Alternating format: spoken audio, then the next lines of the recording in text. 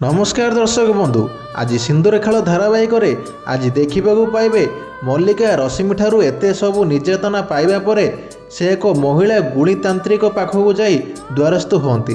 दर्शक बंधु सिंदूर खेल धारावाहिकर यहीपरी लाटेस्ट एपिसोड सर्वप्रथमे देखापी आम चैनल को सब्सक्राइब कर रखु जहाँफल प्रतिदिन यही धारावाहिकर संपूर्ण मजा नहीं पारे।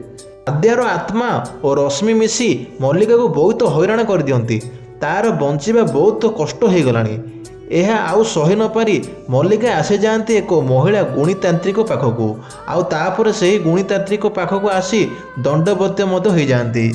कि महिला तांत्रिक जनक कहती मु जानी तू कहीं मो पाखक आसीचु।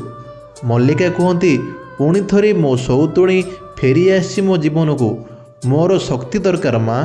तापर महिला तांत्रिक जनक मल्लिका आड़े चाही दया भाव प्रकाश करती। तापर मल्लिका कहे मते एमिति शक्ति दरकार जहा शक्त ठारू भी आहुरी भयंकर होइथिबो माँ, जेउथिरे मु ताकू सामना करिबा सहित ताकू मने पकईदेवी जे से